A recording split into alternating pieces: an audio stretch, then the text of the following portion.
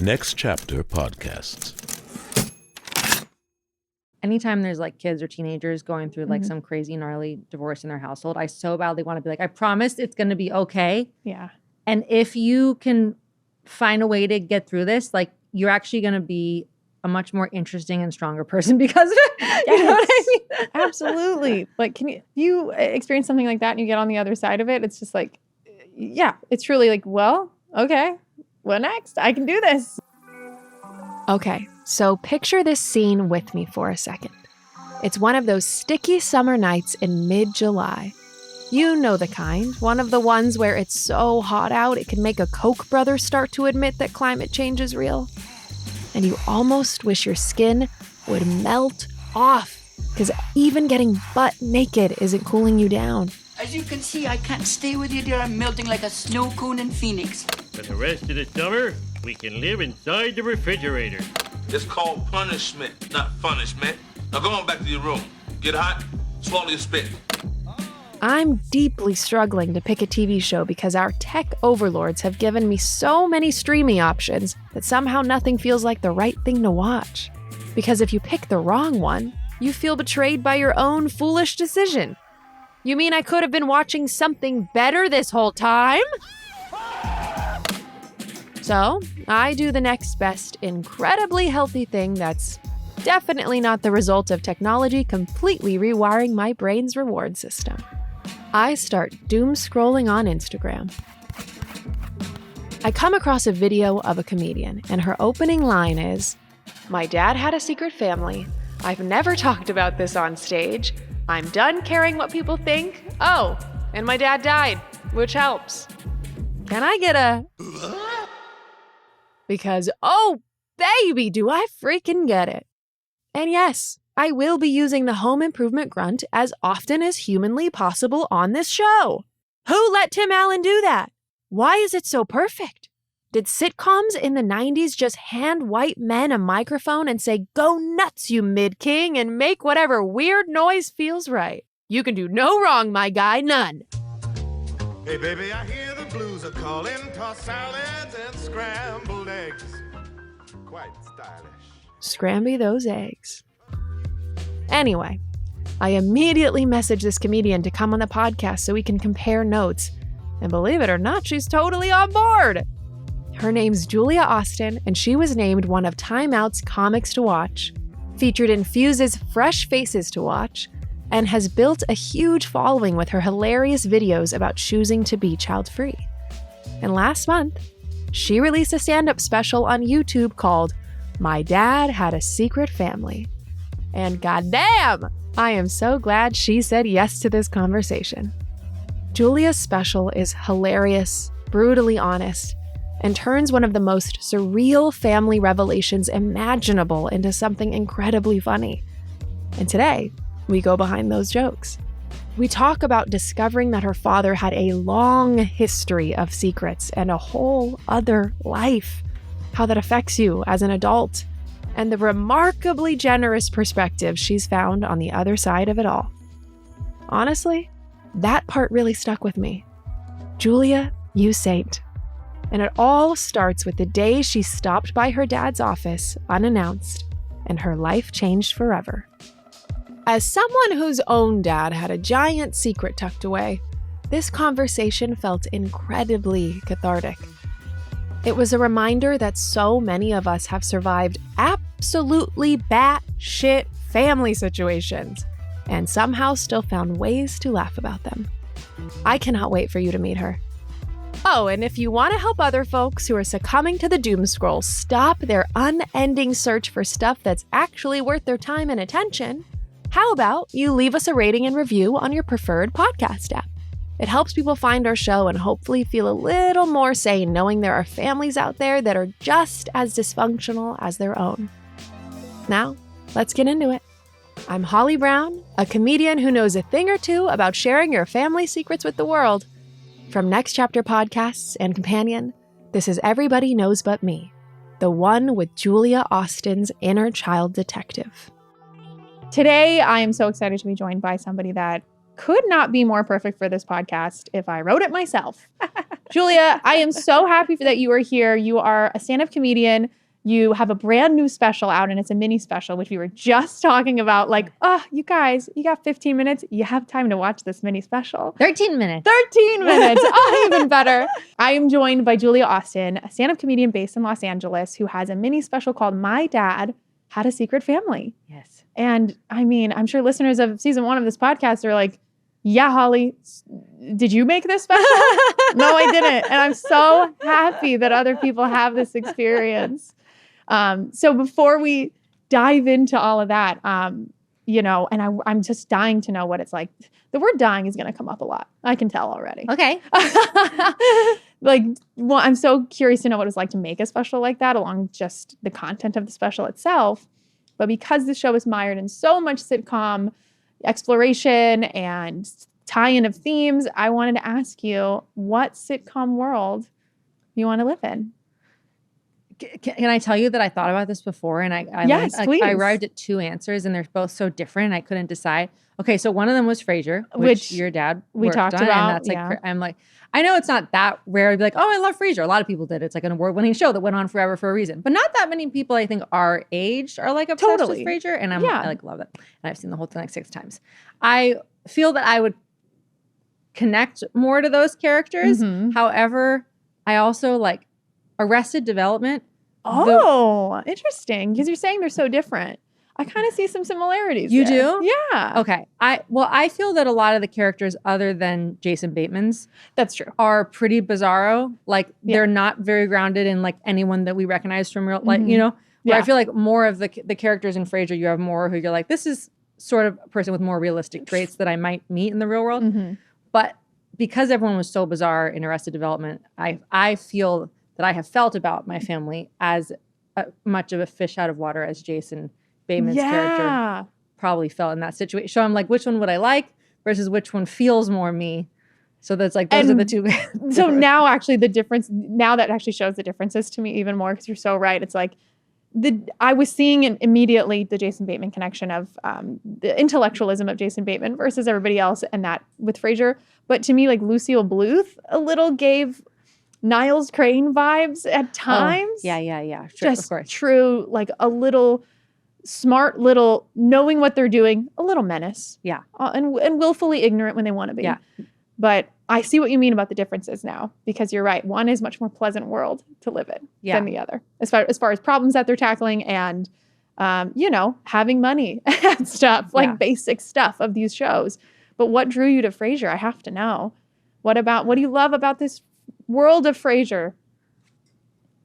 To be honest, I honestly think the joke writing is fantastic in Frasier. Like, I think that's what I first liked about it. I think Frasier and like Golden Girls are up there for me with like 2 of the best, sharpest just good ass jokes that are like flying constantly. They are fast and rapid. Yeah. When I was a kid, I hated Frasier because you're a child and you're not watching, nods to Tennessee Williams and being like, oh, I understand that. I hated Frasier. And then once my dad died, I remember really diving in and digging into Frasier more and like calling all my relatives being like, guys, I don't know how to tell you this, but Frasier's incredible. And they're like, yeah, Holly, the Emmys know. You're the last to find out. Like, no, So it's I've discovered it. I'm going to let everyone know about it. Kelsey Grammer, you owe me some money. So it makes me so happy to think you're so right that like people our age finding Frasier have such a different appreciation for it, and especially amidst the, I want to say demise of sitcoms, but the gap of sitcoms that we have now. Yeah. Frasier just stands out as like, no, they're not what we think they are. They're not just like these humdrum, silly, goofy. They're smart and hilarious and relatable. Yeah. At the same time. But I do feel like people like that type of comedy, I think, is falling out of favor a little bit. I know. I think people like stuff where it's more, well, I was going to say situational, but that's literally what sitcom stands for. But like, more things where it's not like jokes written into it, more just what is taking place. Totally. Is fun. That feels like the moment that like reality TV entered the zeitgeist, everyone's like, probably some of that, right? We can do this. Right.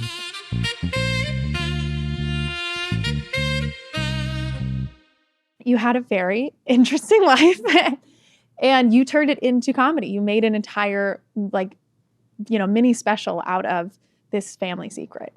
And I watched the whole thing last night. I'm obsessed. It was hilarious. Thank you. Like front to back, nonstop funny. You made such incredible observations about, the economy, like tying in like things that I never would have tied into these giant secrets that our families hold, or like the economy, or just like flip how like, the tables can flip. And it's like, oh, the secret family was for this person. Now I'm the secret. It's just I'm the mistress. Yeah, yes. Yeah. So just like I highly encourage everyone to check it out because listeners of this show would devour it.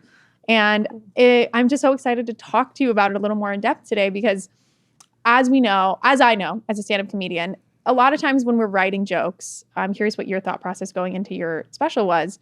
We have to think about an audience that has never experienced this and never experienced that kind of difficult, I hate to say it, but like some people just have not experienced that level of, challenge or difficulty in their life. I like that you hate to say it. Well, Some people are just having a good time, unfortunately for them. I never, ever want to diminish anyone's pain ever, but I can't lie. There is something in me that's like, if the worst you've ever dealt with, and I'm not saying that all divorces are the same and cookie cutter, but if you're going to come to me especially after like listening to my podcast or watching your special and being like, yeah, like my mom and dad got divorced when I was 11 and it was the hardest thing that ever happened to me.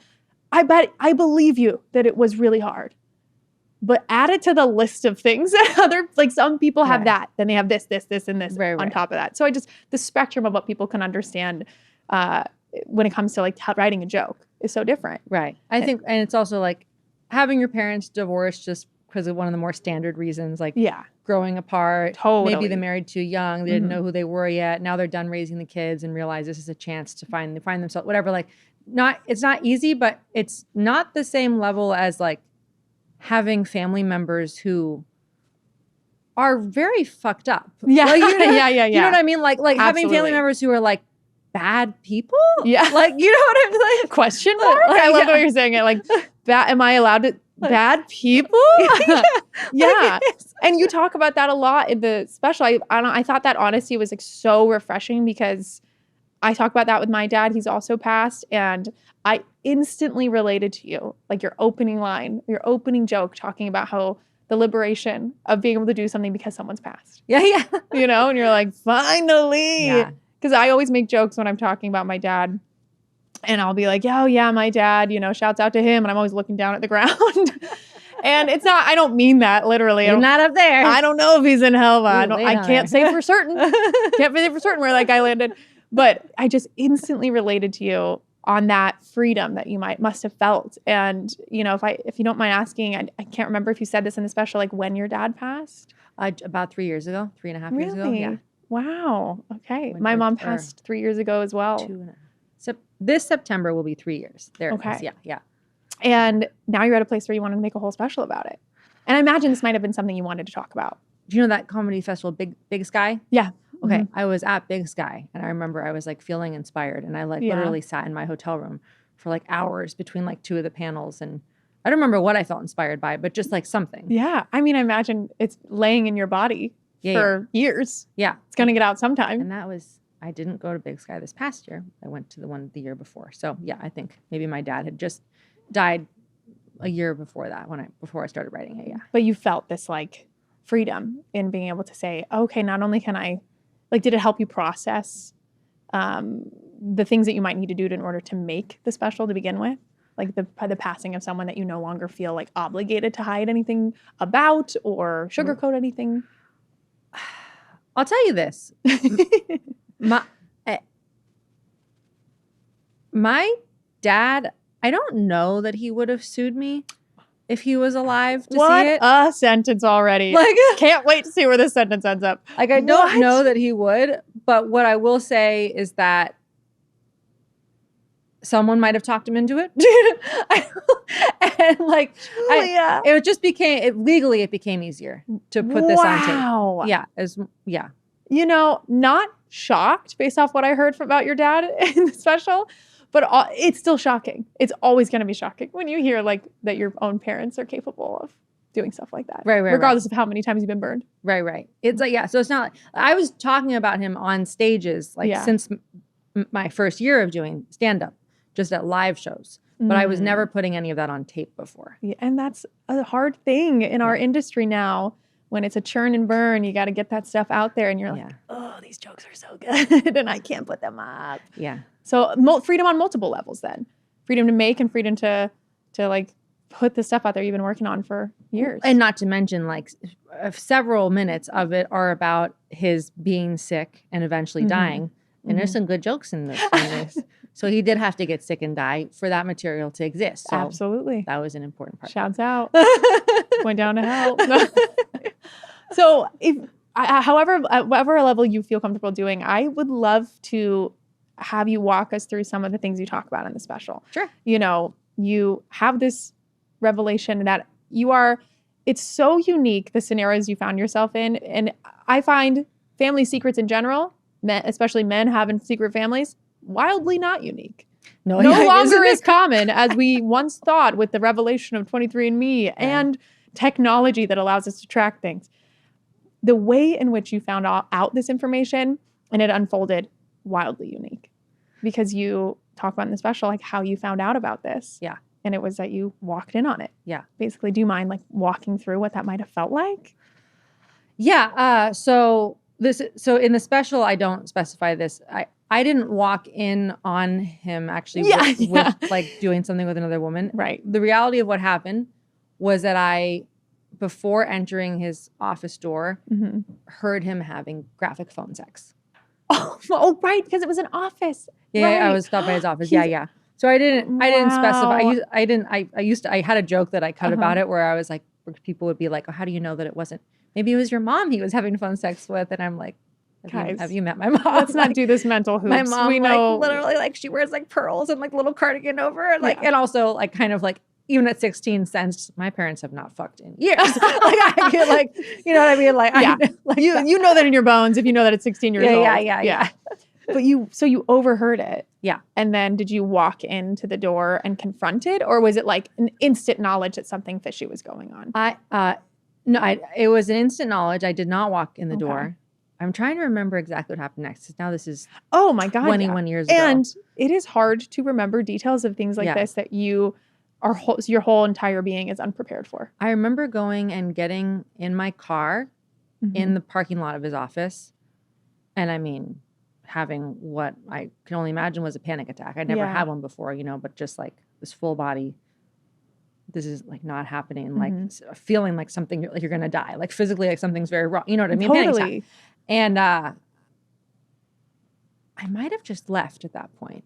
I might have not proceeded with visiting my dad. I mean, it's not like at that point I was going to be like, so are you getting to Starbucks or what? You know what I mean? So what are you going to talk about? It's hard to think about that when your brain is all consumed. So I think I just drove home and left. Wow.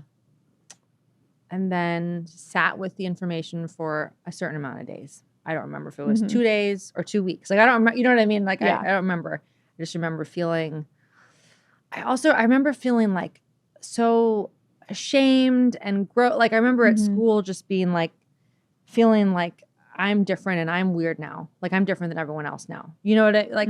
Which is such an interesting thing about these choices that other people make and the shame that it brings on us. Totally. It's like, wait, what? And it's, there's just something about obviously secrets, but cheating and all these things that like, it can get weirdly reflected back on people, and it shouldn't. I know. And I'm so glad that you are doing something that's like taking back some control of that. Anytime there's like kids or teenagers going through like some crazy gnarly divorce in their household, I so badly want to be like, I promise it's going to be okay. Yeah. And if you can find a way to get through this, like, you're actually going to be a much more interesting and stronger person because of it. Yes. You know what I mean? Absolutely. Like, you experience something like that and you get on the other side of it, it's just like, it's truly like, well, okay, what next? I can do this. Right. Yeah. And I went home, I sat with her for a day, and then I finally went and confronted my dad. We had a guest house at the back of our property, and he was like, he used to have a radio show back in the day, and he loved to, like, he turned his guest house into like a recording studio, and he would mess around and like make episodes of a radio show for fun or whatever. So I knew he was back there alone, and I went back there and I confronted him, and he got very mad. Like, I remember he got so mad that I was like, is my dad going to hurt me? Really? Like, it was just like this, like, he really didn't think he was going to get caught. it was like a Jekyll and Hyde moment where like Yeah. I had always experienced my dad as this like really calm, like kind, level person. Mm-hmm. And then when I confronted him, this like rage came out. Like, you know, when someone just looks crazy in the eyes, when Yeah. you're like, what is this person capable of? And had in this you known moment. that was part of, that could have been an outcome, like, do you think you would have confronted him the same way? No, I mean, it was like really scary. Yeah. I remember it was really scary. It's not, what did I think he was going to say? Probably in my little brain, I thought he was going to be like, I'm so sorry. I won't do it again. I'll fix it. Like whatever. Mhm. But like, that was not what it was. Yeah. However, it was all those things over the next couple weeks. It was because he said that my mom wouldn't believe me, or he said, your mom won't believe you. He definitely said, you're going to ruin this family if you tell your mom. Your fault. Yes, Of it's going to be course. my fault. Of course it's your Yes, fault. How could exactly. it not be Right. your fault? Right. So wow. and he was like, I'm not telling her. And I told him, you have to tell her or I'm telling her. Mm-hmm. And then we just had a standoff for weeks where like, you know, like I said, he tried to bribe me to not tell her. Right. It would go in and out of like rage and like, Mhm. you little fucking brat. And you're going to, you know, to being like, sweetie, look, you know, your dad loves you so much. And aren't you enjoying, you know, like, you know, just like a desperate person. Like, let me try anger. Let me try Uh-huh. pleading. Like almost like when you break up Wow. with a psychotic ex-boyfriend and every Yes. voicemail is like a different person than the last voicemail. Which I mean, yeah, that's so true. Yeah, and you like see that happening in real time. You're like, what the screaming, then the crying, then yeah, the threatening. they've had hours go by while Yeah, they're cycling Yeah, through yeah. these emotions where you're just They're going to pushing kill play you. on Then they're the going to kill next one. themselves. And they're going to, you know what I mean? Like whatever. They're not going to kill you unless you want them to. Yeah, like all But that's a lot for a 16-year-old. That is, I mean, the fact that did he tell you your mom's not going to believe you? now I don't remember if he said my mom's not going to believe me. But that seemed to be like kind of reality. It seemed like that Well, when you did eventually tell her. what I did tell her while he was sitting there, and he denied it. And He was sitting there. Oh yeah, he was sitting there. Maybe I don't mention that in the special. It was just the three of us sitting at dinner, and I just like said it. Wow. Yeah. Were you the type of, okay, sorry I'm backtracking here because this is so brave of you to do. To confront somebody, you know, I understand that maybe there's a side of your dad you didn't know, but that is still wildly brave. To confront somebody, to want to like kind of right the situation, and regardless, even after someone's telling you this is what could happen when you do this. Is that something that was forged in you there? Or did you feel like that was something that you always kind of carried with you where you were like, yeah, I'm somebody if I have this information, I can't just sit on it. It's a really good question. I truly don't know. No one's ever asked me that before, but I've probably like quietly asked myself that forever. Mhm. Like where I'm just like, would any 16-year-old have confronted this? Why did I? How was I Yeah. able to? Like, Aren't you just surprised don't by know. yourself sometimes? Where you're just Yes. like, wow, I am so surprised at the strength of young me I don't know where in a it moment came that from. felt like everything was falling apart. I don't know where that came from. It's very brave. Because I don't think, because it was painful. It was like Yeah. so uncomfortable. But as I've told people since then, nothing has been uncomfortable since. Do you know what I'm saying? Well, folks, you heard the recipe here. You know, just have this weird situation happen, confront it head on. Your family, maybe everything else disappears and falls apart, and then you're good. Well, and it just wouldn't. So I got so much practice Wow. over and over because it's like first I had to confront him. Mm-hmm. And I'm thinking, okay, this will resolve itself. The adults will take over. I didn't realize at that point I wasn't dealing with an adult. I was dealing with a wounded little child in a grown man's body in a suit. You know what I'm saying? Like he had a lot of problems. Yeah. You know, in your little 16-year-old brain, you're like, the grown-ups, surely there'll be an explanation or a grown-up resolution and I'm going to put it out there and the grown-ups will take it. No.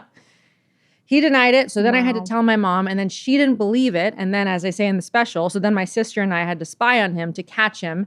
And then we had to get hard evidence to present to my mom. So now you're talking about 3 times that I've had to have like an impossibly difficult conversation, whether it's confronting him or telling my mom or convincing my mom with more information. Wow. I mean, that was so fascinating to learn that you and your sister took it upon yourselves to be like, Yeah. we're going to go hunt this down. We're finding this information out. Like where that drive come from? What was your goal with that? I mean, was it just like because I know with me, I have a very strong sense of justice and it gets me, it's very annoying. And because it sounds like I'm bragging and I'm like, I swear, sometimes I'm like, Holly, not everything needs to be like righted. Not every wrong needs to be righted. But was that like, where did that motivation come from to if your mom was denying it, to just like fully put it in front of her. It was probably just teenage pride. Yeah. It was probably like, no, you're not fucking saying I'm lying. I will. Like I say in the special, it turns out proving to your mom your dad's cheating is not as enjoyable as you think it would be. It is like a joke. Yeah. But it also, there was a lot of realism in that joke, in the sense that my sister and I were so driven at first. Like, this is a bad man who will not get away with this. And this is bullshit that he just gets to walk around, continue and enjoy this life. And he gets to, and even like knowing that I know, and he just gets what he wants. I'm suffering and he knows that. And he just gets to keep enjoying himself at my expense, at my suffering. Like, no, like, and I think at that point, how my mom was going to feel when she finally got the proof was not in our mind. We were just like so focused on proving it, catching him, showing that we were correct. Yeah. We're not liars. You know what I mean? All that. And then we're like jackpot when we like really had hard evidence. Well, can I ask what the evidence was? Really stupid, sloppy. It's sloppy of him. He said he was on a business trip in another state. And then my sister's boyfriend at the time spotted him at a gas station in our town. Man. Exactly. With another woman who is actually not the woman of the secret family, but an additional mistress that he had. What? It's a whole thing. Yeah. My dad, he had a lot of mistresses, like a lot. A lot has even come out in the last like year that I didn't even know about. Of course. And I imagine, honestly, more with the special might come out. Just be prepared. I know that for me with my podcast, I've learned some stuff where I'm like, ooh, I don't know if I needed to learn this information, but I did. Definitely had those moments. Yeah. Wow. So he saw her at the gas station and told my sister that. And then I called my dad and was like, what hotel are you staying at? And I don't remember what state or city he said he was in, but it was certainly not our town. And of course, like the rage came out and the stop spying on me. I'm enough with this bullshit. Just put it to rest. And I like demanded. And I don't know why, but he finally just gave an answer, which was not a real answer because he wasn't in whatever city he said. So I called like whatever hotel, like he gave, the Best Western in blah, blah, blah, Utah or whatever it was. And I like called the place and was like, is there, a man by this name staying here? And I don't even know if they're allowed to share this information, but I mean, the answer was no. So it's not like it sacrifices safety. But they were like, no, there's no one staying here by that name. And then I was like. And then your mom did believe you? Yes. So then my sister and I went and told her like, my sister's name is Grace. Grace's boyfriend just spotted dad in town. And then I called the hotel that he said he's at and not staying there. But she like totally fell apart and, eventually was like, I kind of always knew it was true from the first time that you said it. So I think that's why it was like, she was hanging on by a thread from the first time I brought it up, maybe just wanting to also live in denial about it. Yeah, denial's a powerful thing. And so is control. Like control, the end game of like telling your mom this, like, of course we have these hopes of like, oh, she's gonna kick this ass out the door and all these things. But I mean, what I'm picking up is like something that I recognized in myself so young when I would do these little battles in my family where it's like, I just wanted to be in control of something when everything else fell out of control. I wanted to be the one, like you going to find the information and doing this. Yeah. It's like, I'm in control of this, not you who has left me free falling and my family falling apart. Yeah. But that is just so brave of you to do. And little detective agency over here. I loved that nod. And it's so this show too, like living in the 90s. They do a Mary Kate and Ashley nod. Oh yeah. That was too. Also, what I appreciate about that was like your special is so unique. You have this story of like recounting everything that is like, a sadly common thing, but in a very uncommon way that these things play out. And then you throw in like a little niche reference for millennials only. I know. I was like, there's a very small group of people they're gonna like this, but I like it a lot. Feels so good to hear. Feels so good.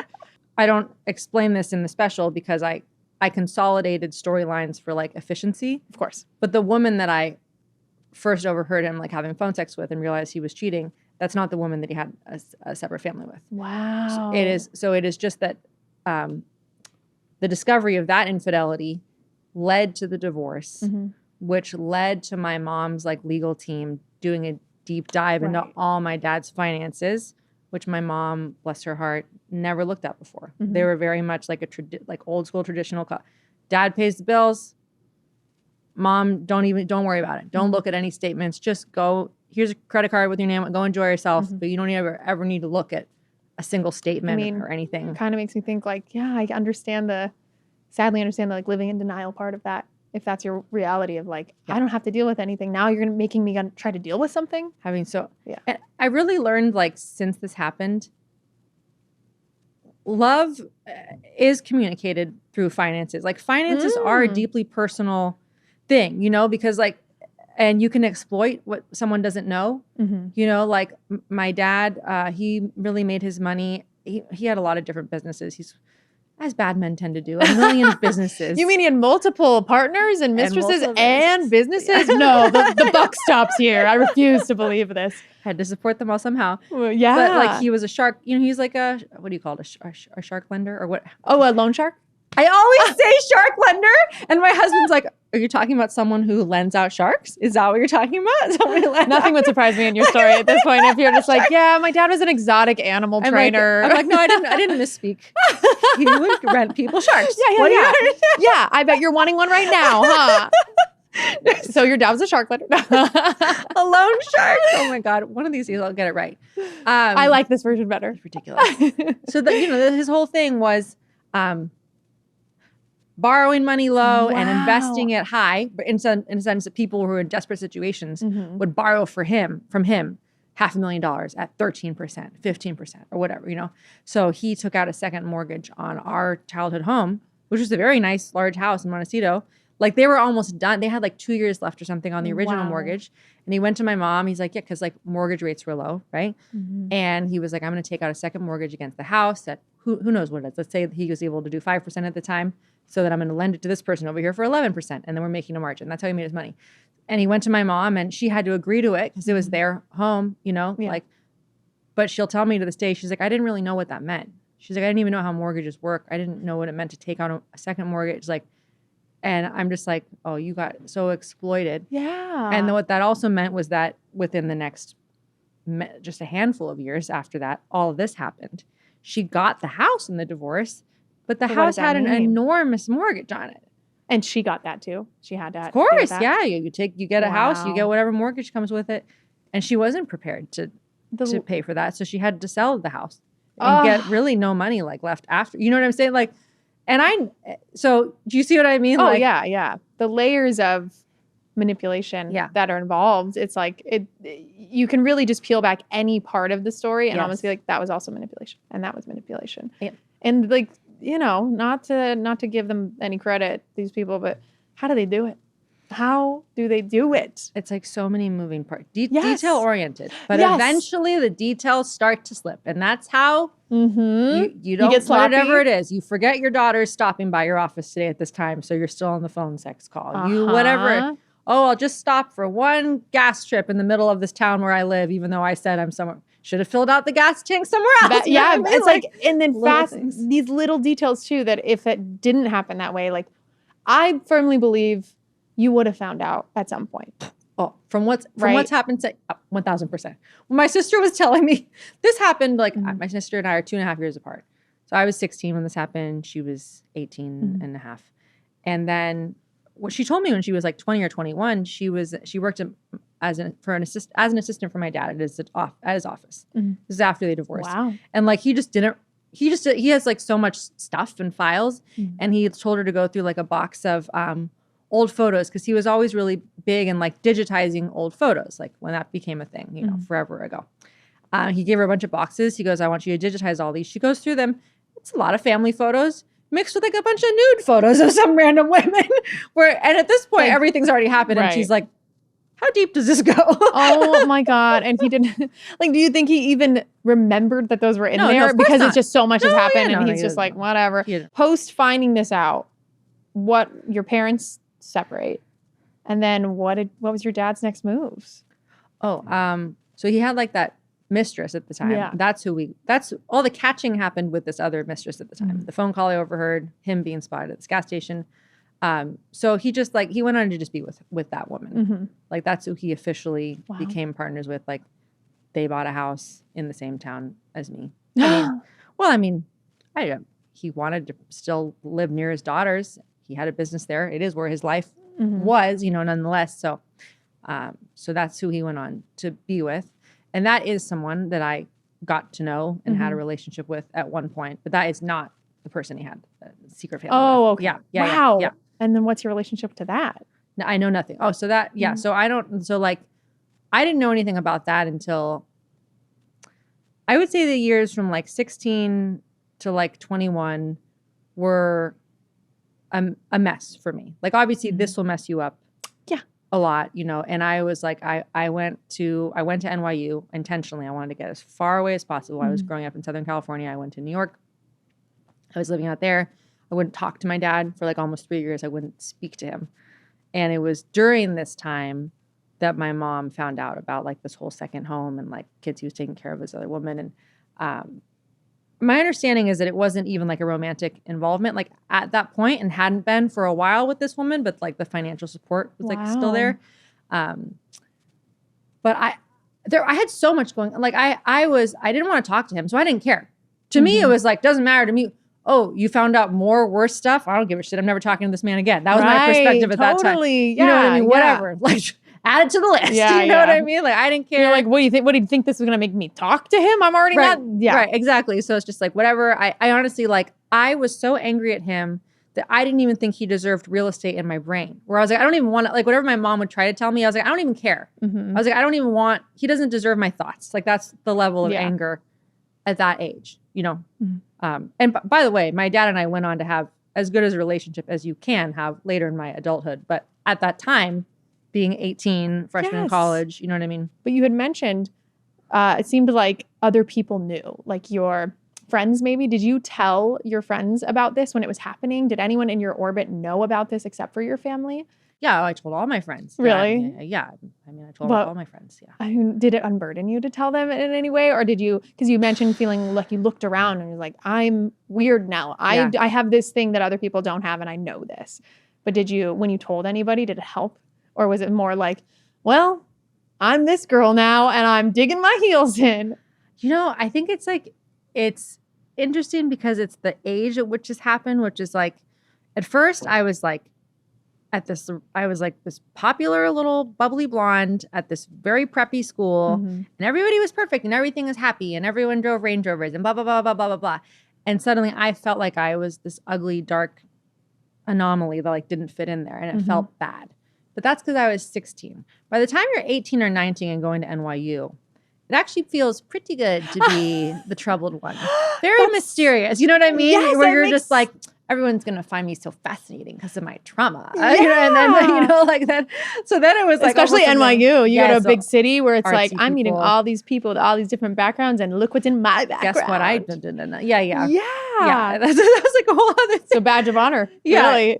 Yeah. Oh my gosh. So that was like, what was it? Yeah. So it's not like to say, did it unburden me? No, it's more like, it's something I embraced for the wrong reasons. We're all looking for a reason to be interesting at 18, especially when we moved from a little town to a big city with all these artsy people. So like, it was like a badge of honor at that point. But then, but no, I mean, I think I felt deeply burdened in general as a human being. I did not feel well at the time. I developed a really terrible eating disorder in college. There was definitely a response to this, like I have no control over this. I have control over this, blah, blah, blah. Absolutely. Very basic psychology stuff like, like blah, blah, blah, blah, blah. And listeners at home are like, wait, what? That's me. I didn't know.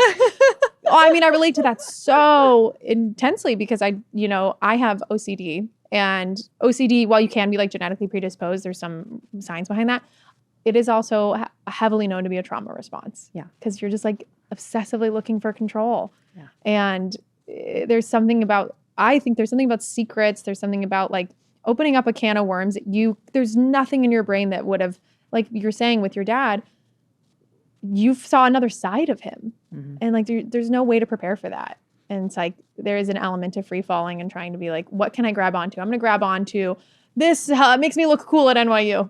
Okay, that's what I can grab onto. Yes. And then also can result in destructive things as well. Yeah. How did that process play out when you were like, say, I know obviously you're married now, but when you were dating, I know I can look back on my relationships and be like, wow, my trauma affected me there, and there. And that also prompted me to pick this kind of person. And that, like, did you see that play out at all when you were starting to date, or were you just running the exact opposite direction and full steam ahead looking for nothing like what you were dealing with? So it's interesting. It's complicated. It is complicated because I understood one thing. I understood that my mom and dad were not best friends. I understood that those were two people who were married but did not know each other. Yeah. And that's part of how this happens. Look, one day I might be on here being like, my husband had a secret family. I thought I knew that motherfucker. You know what I mean? But like, hopefully not. You know what I mean? But like at the end of the day, you can never fully prevent anything. You can never fully know anyone, you know? But ultimately, I know now, like, having gotten to know my dad as an adult later, I would sit with him as an adult and I'd be like, Mom. Do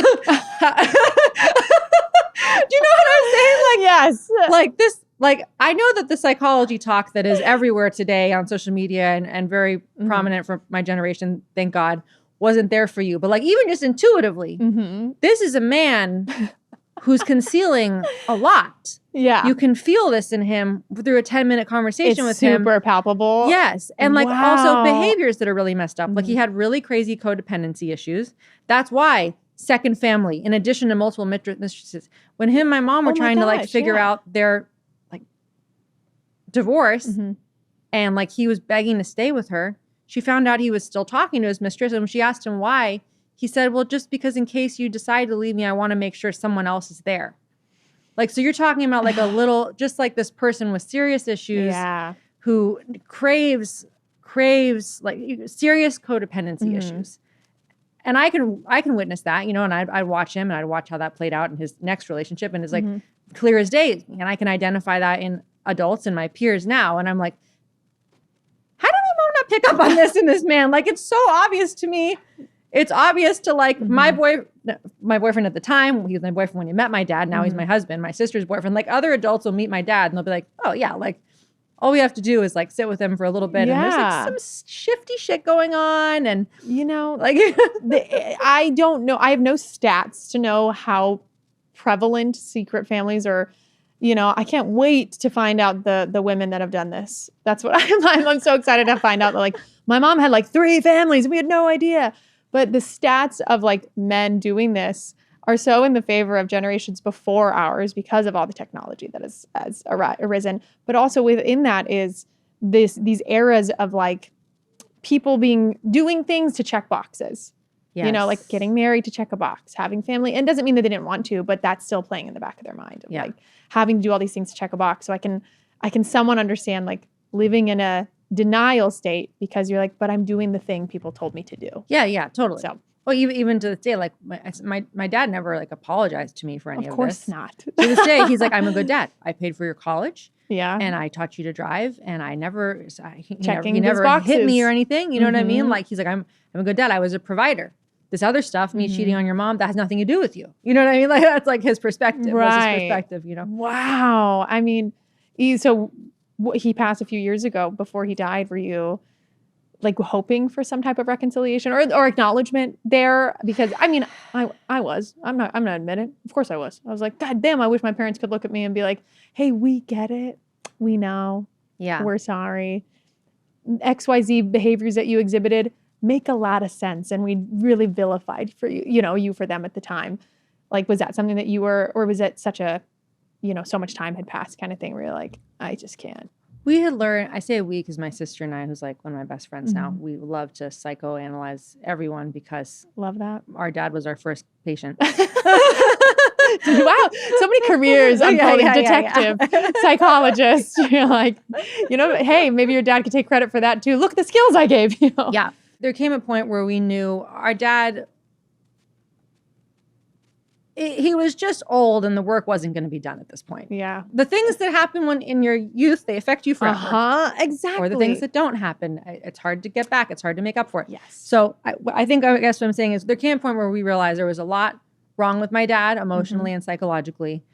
And we didn't have the tools to change that. That would be something he'd have to internally want to do. Mm-hmm. So I definitely knew that no apology was coming. Because if he were to apologize, that would unravel all these like psychological structures that he was holding on to protect himself. Mm-hmm. There even came a point as he was quite old where I thought, at this point, I hope my dad doesn't ever realize what he did, because I think it would be so painful for him.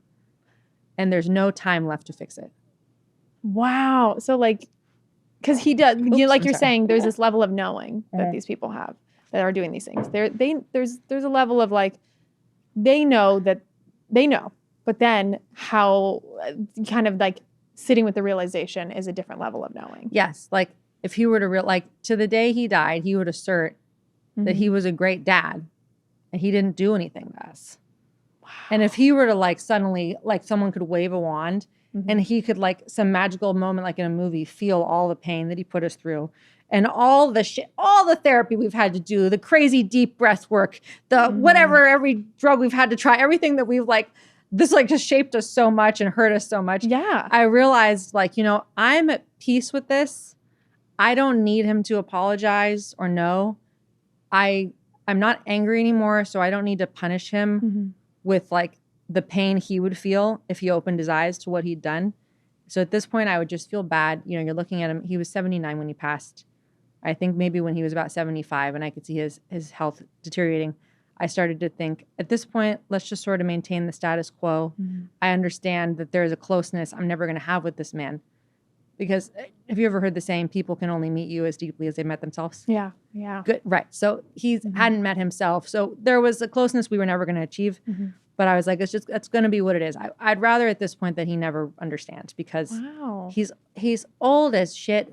And it's just, what's he going to do? We're going to go to therapy now? What are you going to have to deal with? Yeah. Like if he does. I almost, you know what I mean? I almost want to be like, I already did all this. Yes, totally. I'm not doing this again. Yeah. I mean, I went to therapy without you because you didn't want to go, because you don't believe in therapy. I mean, so we're done here. the saying, it's so true. The body keeps the score.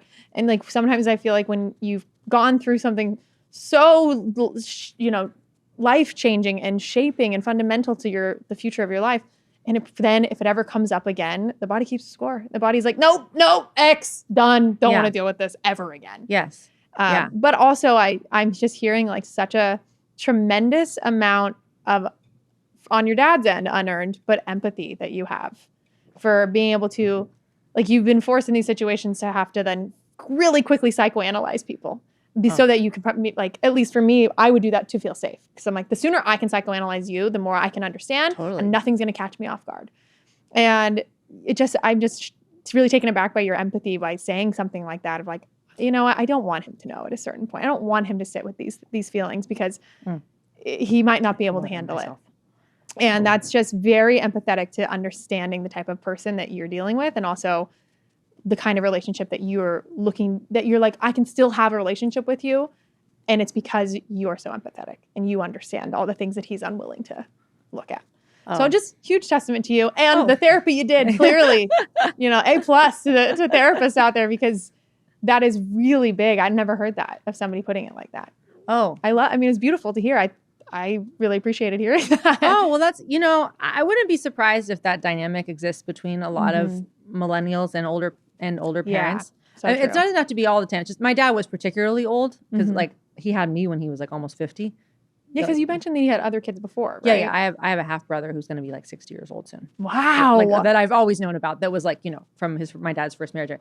But the point being is that like we are like so much awakening to things like emotional regulation and addressing issues of self-worth head on, and like and like the tools that we're at least trying, whether it's breath work, ayahuasca, therapy, we are trying to really like we are addressing things in a way that like previous generations just didn't.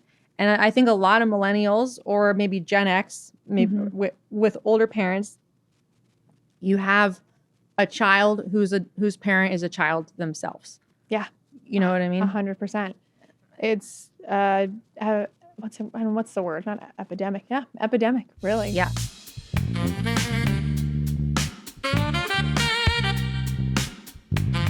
Okay, Julia, we're going to play a mini game to wrap things up. And where this comes from, this mini game, is inspired by season 1 of this show, where I look at the lens of my family through sitcoms. And what I end up doing is creating my very own fucked up, unhinged family sitcom. Mm-hmm. So now we're going to turn the tables and have that happen for you. And we're going to play a game where we see what kind of weird family sitcom fate has in store for you. Because as I get to know people and hear other stories of secret families and trauma and this and that, I am just bewildered by the fact that things can be so bizarre that you'd feel like it was cooked up in a writer's room. Yeah. And you're like, nope, this is actually too crazy for a TV show. Yeah. So here's how this game works. It's sitcoms. They're built on exaggerated stereotypes. You know, we've got like the quirky one, the quirky neighbor, the wise mentor, or the clean freak. So I'm going to give you 2 sitcom stereotypes for each category, and you just pick whichever one speaks to you. Don't overthink it. I'm not going to tell you what you picked, your prompt, what the answer means, until I read the Mad Libs style TV guide description of your very own unhinged sitcom. Okay. All righty. So we're going to start with your sitcom spouse. Actually, Julia, what we're going to start with is you mentioned Montecito. Is that where you grew up? Yes. Okay, perfect. So we're going to start with your sitcom spouse. Would you prefer a spouse that's a chaotic free spirit or more of a stay-at-home spouse? Stay-at-home spouse. Wow, all right. That was a hard decision. I think it's... Because my husband is a perfect blend of the two. Oh. I could never imagine having to pick one. Yeah, I get it. All righty. So then, sitcom job. Would you rather have a career in science or a career in entertainment? Entertainment. Does anyone say science? Oh, this is only your second time doing it, right? So my husband chose science. Okay. So I think that just shows he's burned. He's burned by entertainment. Sitcom pet. Would you rather have a small one with a big personality or a big one with a big personality? Oh, the first. All righty. And then we've got 2 more sitcom hangouts. You're going to choose the stereotypical sitcom hangout location. Would you rather be shopping or dining? Dining. All righty. Okay. And then lastly, because my show had a family secret and because your life obviously got a little secret in there too, would you rather have your family secret have to do with a doppelganger or something supernatural? Oh, supernatural. I actually was just kind of confused. I was like, what would the secret even be if it was a doppelganger? Just that there was a doppelganger. I was like, I wasn't really, I don't understand. I drew a lot of inspiration for this game from really bizarre, outlandish types of themed shows like Sabrina the Teenage Witch is about a witch who grew up in, or Small Wonder is about a little girl who's a robot. And I'm like, well, we can make a weirder sitcom than that, I bet. All right, I'm going to read you the description of your family sitcom. Meet Julia from Montecito. She's balancing life with Peg Bundy, a career as the crocodile hunter's human bait, their family pet, Scrappy Doo, and another trip to a coffee shop before work, during work, and after work somehow. But her biggest problem, oh boy, it's that every full moon she becomes a werewolf thirsty for virgin blood. And that's your family sitcom. I like it. Absolutely unhinged. We'll name it later. I like that they're at the coffee shop 3 times a day for no reason. That's so true. Yeah. When I was making this, I was like, where do people hang out? Only coffee shops, apparently. Yeah. That's a large thing. So it's perfect. Well, Julia, before you go, I just want to give you an opportunity again to just let people know where they can find you. I am on YouTube at Julia Austin Comedy.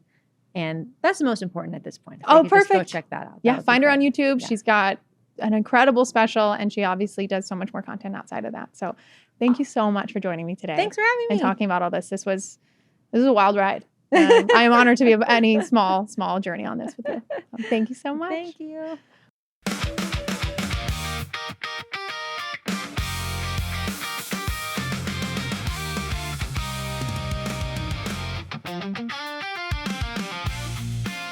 Everybody Knows But Me is a production of Companion and Next Chapter podcasts. This episode was written by me, Holly Brown. Make sure you follow Julia at Julia Austin Was Taken on Instagram and watch her special, My Dad Had a Secret Family on YouTube. Our lead producer, editor, music supervisor, and sound designer is Pete Musto. Our associate producer is Ilana Nevins. Our video editor is Alex Musto. Our original theme music is by Kyle Murdock. Our show artwork was created by Aaron Hill. Our executive producers are Jeremiah Tittle and me, Holly Brown. New episodes of Everybody Knows But Me come out every Wednesday. Go to patreon.com/everybodyknowsbutme to support this show starting at just $5 a month. And follow the show on Apple Podcasts, Spotify, youtube.com/@everybodyknowspodcast, or wherever you get great content like ours. Oh, and do you have a story of family secrets or darkly funny drama that you want to share? We want to hear it. Email us at everybodyknowspod@gmail.com. And make sure you leave us a rating, review, or drop a comment telling us what you liked about the show. Follow me at Holly Brown Comedy and the show on all social media at Everybody Knows But Me. And come back next week to hear more of the stories we tell ourselves to survive.